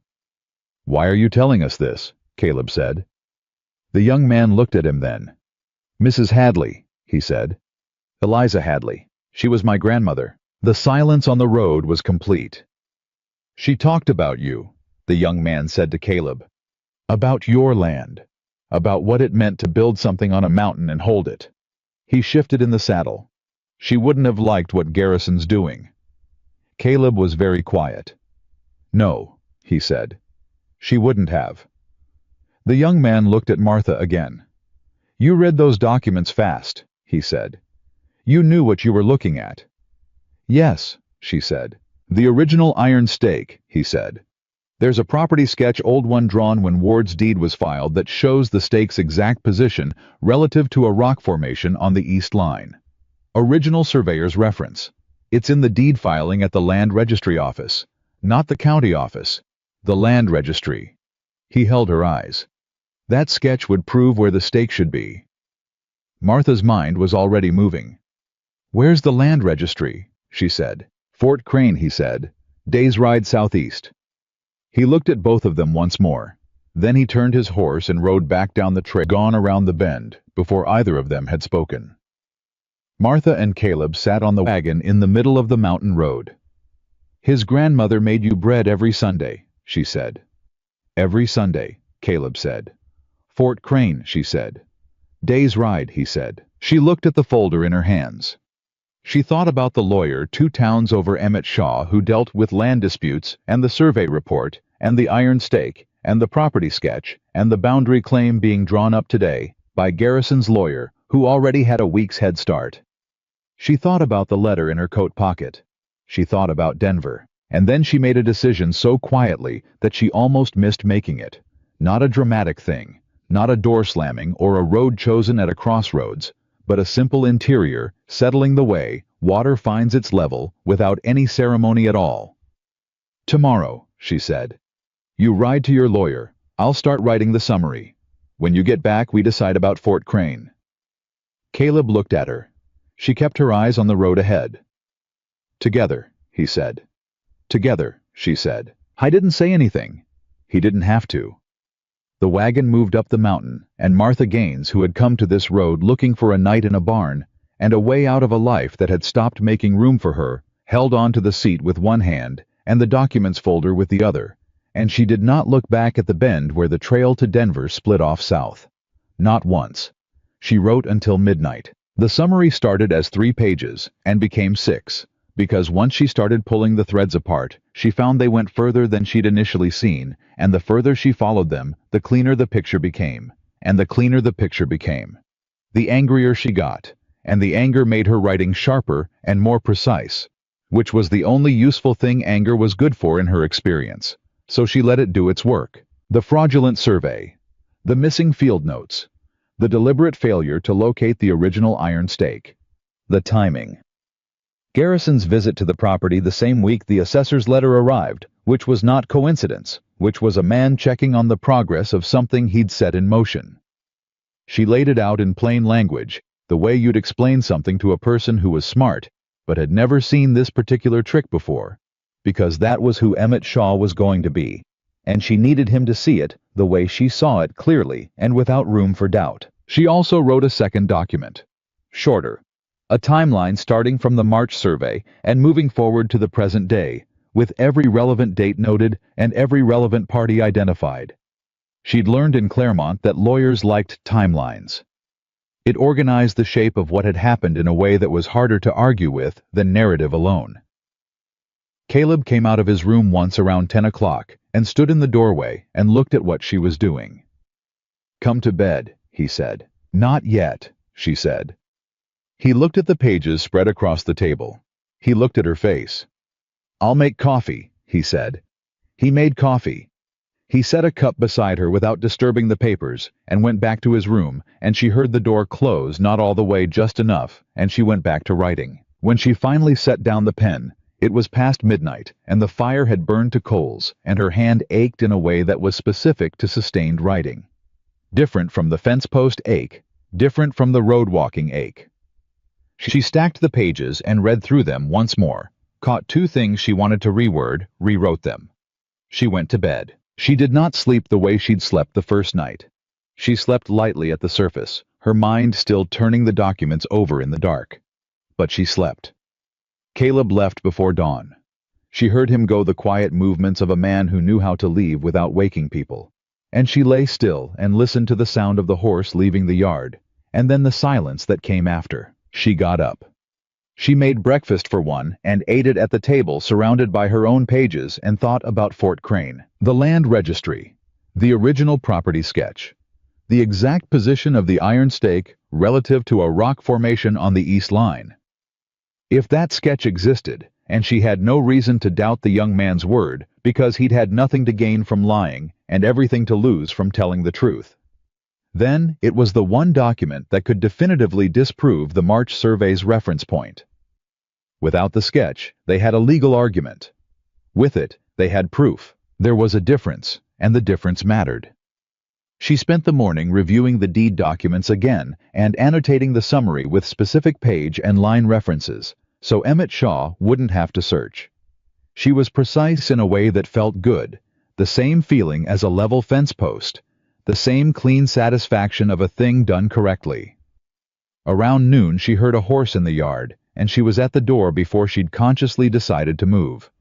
It wasn't Caleb. It was a boy, 14, maybe 15, with a county office messenger bag and the slightly winded look of someone who'd ridden fast. He held out an envelope. "Martha Gaines," he said. She went still. "Yes." "Letter for you, ma'am. Man in town paid me to bring it up." She took the letter. She turned it over. The handwriting on the front was not familiar, printed, careful, anonymous. No return address. She gave the boy a coin from the small amount Caleb had paid her 2 days ago. Her wages, actual wages, which she'd folded carefully into her coat pocket, and not thought about spending until now, and watched him ride back down the trail. She went inside. She stood at the table and opened the letter. It was one paragraph. Unsigned. "Miss Gaines, you were seen at the county office. Mr. Garrison is aware that you assisted Ward in obtaining the survey documents.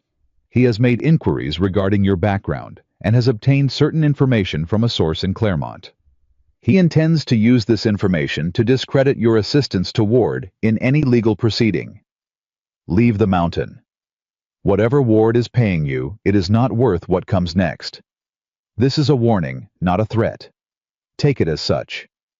She read it twice. Then she set it on the table and sat down and pressed both hands flat against the wood and breathed. Claremont. Hargrove's lies. The story that had closed every door in that town. She isn't trustworthy. Things went missing and apparently had a long enough reach to follow her up a mountain and into a land dispute that had nothing to do with it. Garrison had someone in Claremont. Or he'd sent word and someone had answered. Or he'd simply found the rumor the way people found useful rumors, the way rumors that destroyed women's reputations had a way of being extraordinarily portable. Her hands were flat on the table. She kept them there. She watched them and made sure they were steady. How was going to use it? In court, if it got to court. In front of Emmett Shaw. In front of a judge.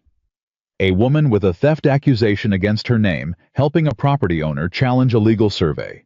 The argument wrote itself. Everything she said, every document she analyzed, every piece of reasoning she brought, dismissed by the shadow of a thing that had never been true. She picked up the letter. She read it a third time, and then she got up and put more wood on the fire and started making bread because she needed her hands to do something. And bread was what she knew, and she thought better when her hands were working. She always had. The bread was halfway through its second rise when Caleb came back. She heard him in the yard, heard him put up the horse, heard his boots on the porch. He came in and stopped when he saw her face. "What happened?" he said. She handed him the letter without speaking. He read it. She watched him read it, the stillness coming over him that she recognized now as the thing that happened when he was making himself absorb something fully before he reacted. The jaw. The hands loose at his sides. He set the letter on the table. "Emmett Shaw," he said. "Tell me what happened first." She blinked. "What?" "I rode to Shaw today," he said. "Tell me what he said, and then we'll deal with this." He gestured at the letter. "In order." She looked at him. "You want to go in order." "One thing at a time," he said. "That's how you keep your head when things move fast." She almost smiled. "Shaw," she said. "Tell me." "I wants to see the documents," Caleb said. "He thinks we have grounds to challenge the survey if we can establish the original stake position. He's also contacted a friend in Fort Crane, another lawyer, someone he trusts about the land registry records." He paused. "He said to get to Fort Crane as fast as we can and request the original deed filing. The property sketch should be part of that filing." "When does Garrison file the boundary claim?" "Shaw thinks end of week. Friday at the latest." Today was Tuesday. "Fort Crane is a day's ride," she said. "We leave tomorrow morning," he said. She looked at him. "Read the letter again, Caleb." I read it. If Garrison uses the Claremont story in a legal proceeding, then we deal with it, he said. In that proceeding, it'll undermine everything I've documented, she said. Her voice was level. She'd decided on level. A judge who hears that the woman who analyzed the survey documents has a theft accusation in her background. It doesn't matter that it creates doubt. And in a property dispute, doubt benefits the challenger. Maybe, Caleb said. Or maybe we walk into that courtroom with the original property sketch and the survey comparison and a timeline. So clean, a blind man could read it, and doubt doesn't have anywhere to land. He looked at her across the table. Martha, he sent that letter to scare you off. If it works, he wins without going to court. She looked at the letter on the table. She looked at the bread rising on the board. She looked at her hands. He found out things about me in 2 days, she said. What else can he find? Nothing that's true. True, Caleb said. Truth doesn't always... I know, he said. I know that. I'm not naive about it. He came around the end of the table and stood on the same side as her, not crowding her, but close enough that she could hear the evenness in his breathing and feel the steadiness that came off him, the way heat comes off stone that's been in the sun all day. I'm asking you to stay in it anyway.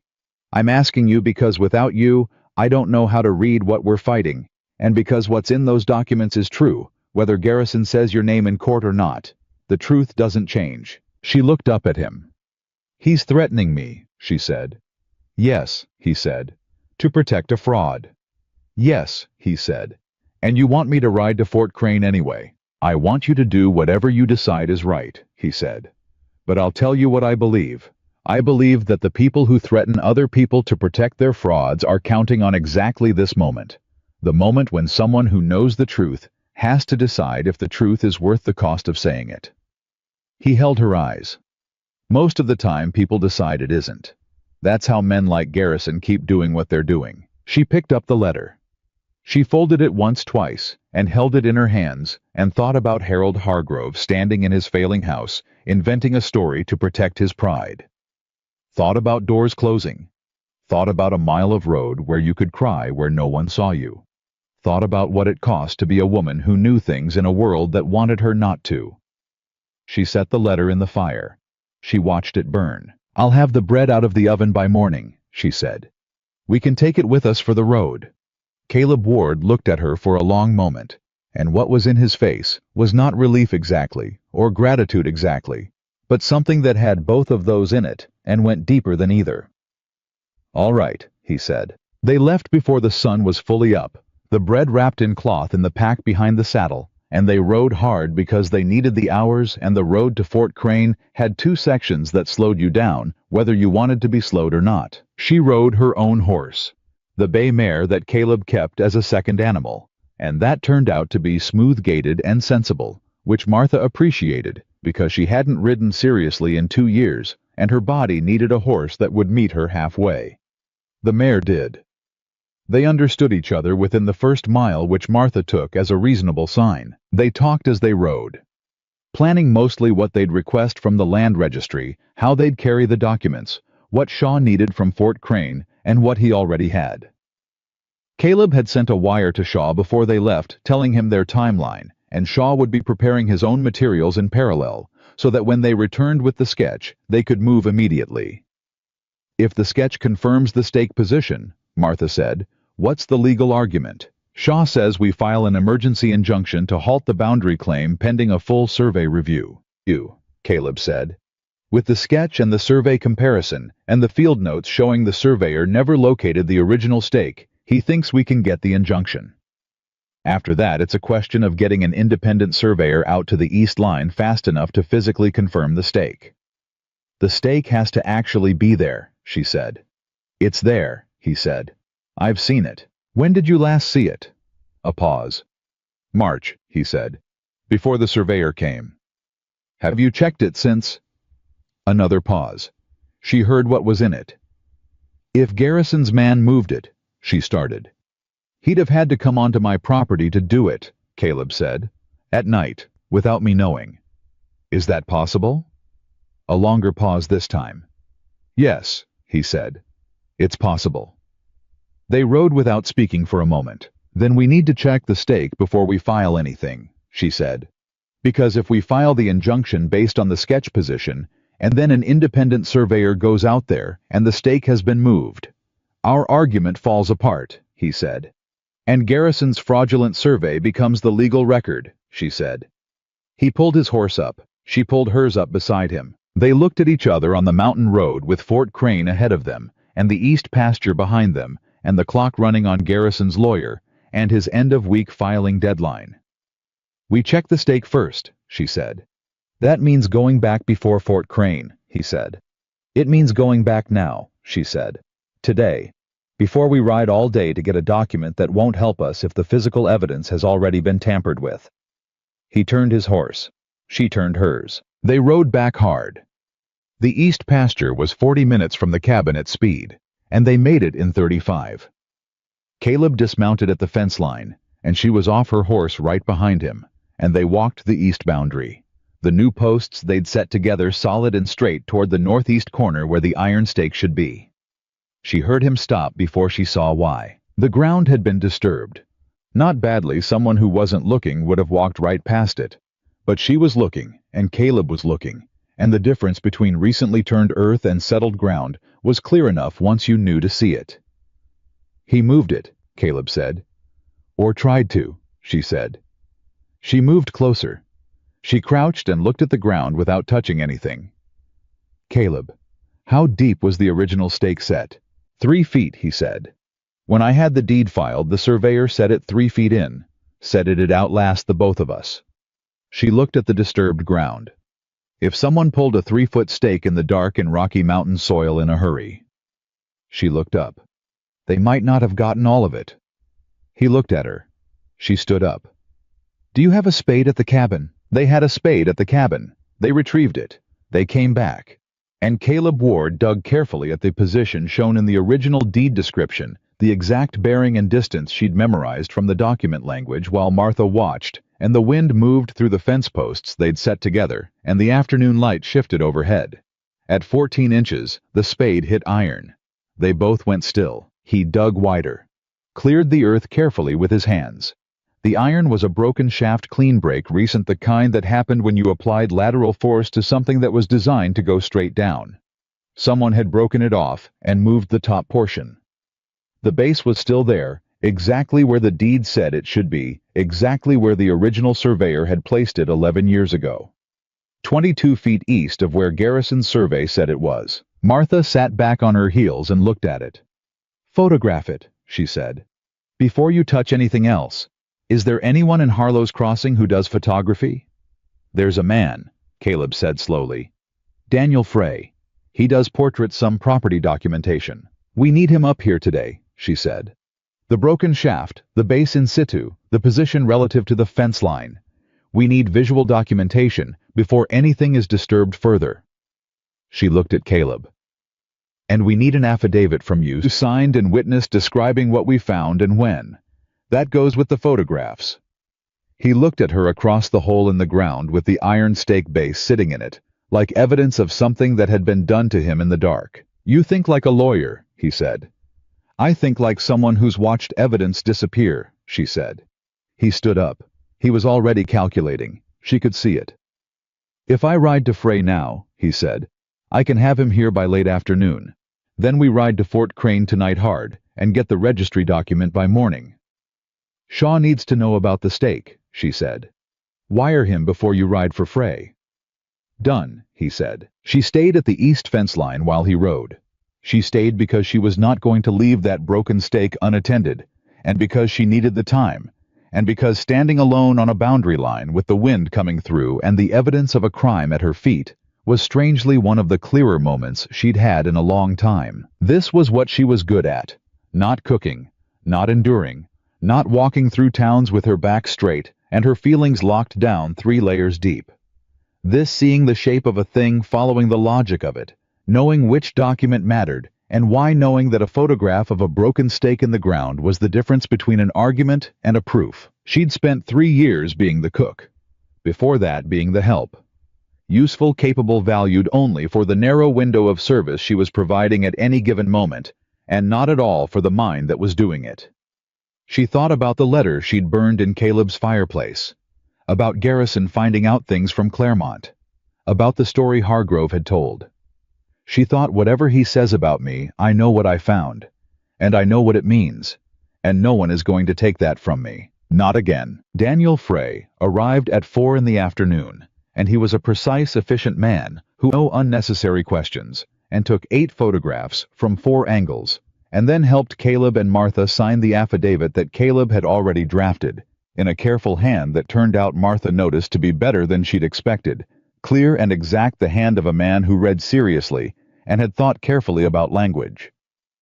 They rode to Harlow's Crossing together, left Frey with the photographic plates and instructions for development and safekeeping, wired Shaw with an update that was 3 sentences long and covered everything, and were back on the road to Fort Crane by 6 in the evening. They rode through the dark on horses that knew their riders now, and the stars came out overhead, and neither of them talked much because the riding was enough, and the thinking was enough, and the space between them on that road had changed enough that silence was no longer something to manage. Around midnight, Caleb said, "Are you tired?" "Yes," she said. "You?"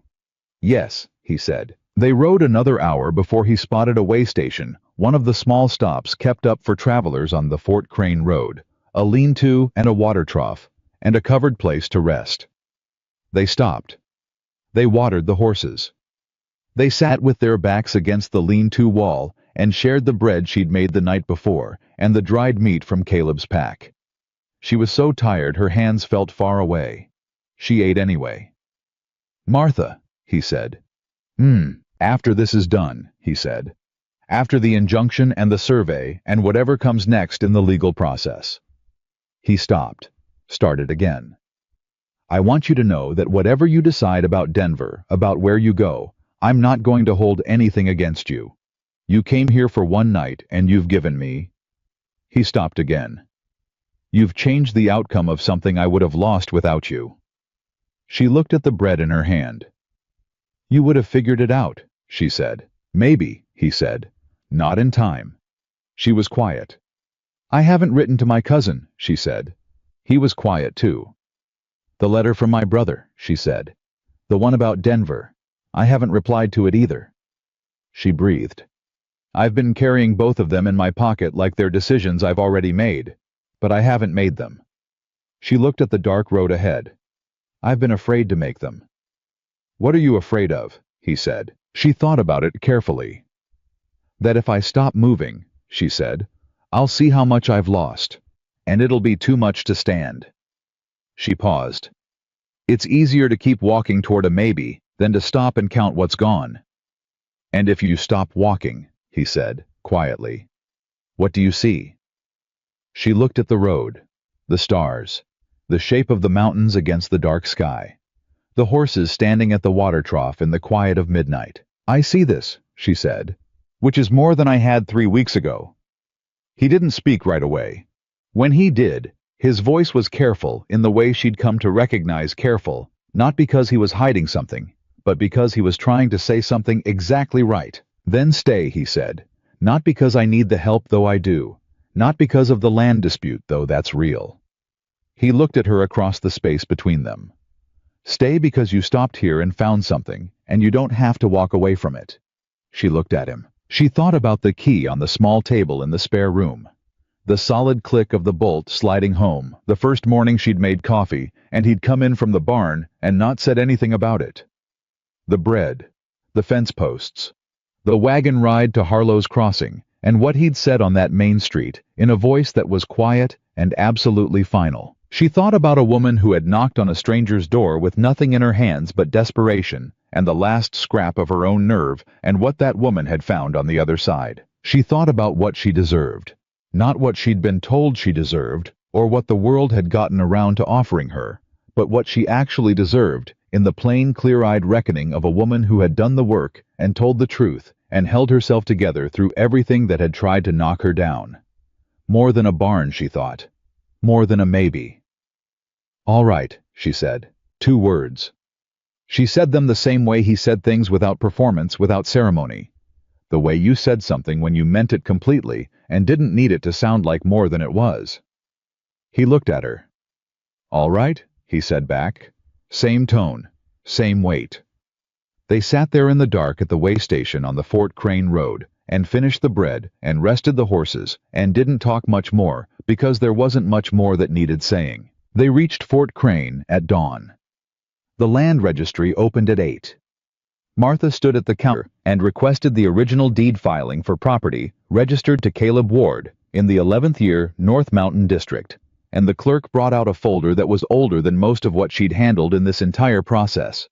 Fragile at the edges, the ink faded to brown, and inside it, behind the deed copy and the original survey notes, was the property sketch. It was hand-drawn, detailed. It showed the northeast corner iron stake position with a reference bearing to a specific rock formation on the east line, and the numbers matched the deed description exactly, and they were 22 feet east of where Garrison's fraudulent survey said they should be. She looked at it for a long time. Then she looked up at Caleb, and she said, "We have it." He looked at the sketch. He looked at her. He put his hand over hers on the counter briefly, completely, and then he straightened up and said, "Let's get copies made." They were back on this road by 9. Shaw had their wire and was waiting. The photographs of the broken stake would be developed by now, the affidavit signed, and witness the evidence whole and documented and ready. They had the sketch. They had the survey comparison. They had the timeline and the field notes, and the story told clearly enough that it couldn't be misread. Garrison filed his boundary claim on Friday.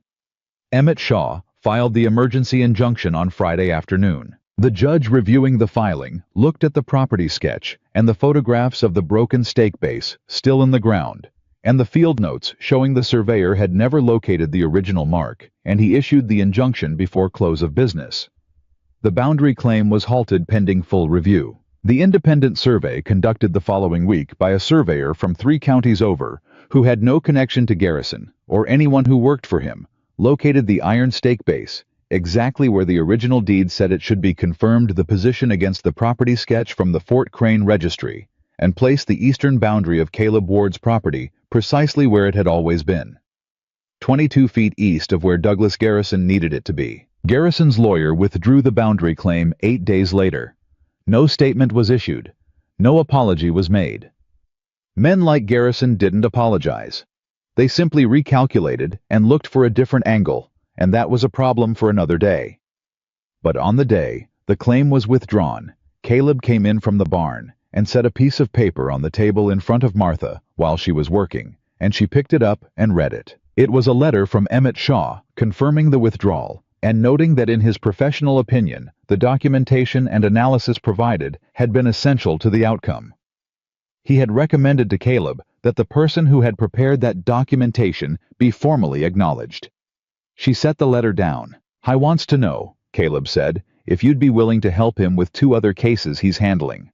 Land disputes, both of them. Women who can't afford proper legal representation and whose situations require someone who can read documents and see what they mean." She looked at him. "He'd pay you," Caleb said. "Real wages, professional rate." She was quiet for a moment. She thought about a narrow window in the right kind of world, the window that opened to a woman who knew things and was finally standing somewhere that wanted her to use them. "Tell him yes," she said. Caleb nodded. He didn't look surprised. He'd known her answer before she'd given it. She picked up her pen. She went back to work. Outside the property, ran east to Miller Creek, exactly as it always had deeded and documented and defended, and she had known from the beginning, in the way you know things you've earned with your whole self, that some ground is worth every inch of the fight to hold it. The same was true of people. The same was true of the life you built slowly and with clear eyes out of the materials the world actually gave you, rather than the ones you'd been promised. Martha Gaines had knocked on a stranger's door with nothing but need and nerve, and what she'd found on the other side had turned out to be the thing she'd stopped believing in, ground solid enough to stand on, and someone beside her who knew exactly what that was worth. She had not gotten what she'd asked for. She had gotten what she deserved, and that at last made all the difference.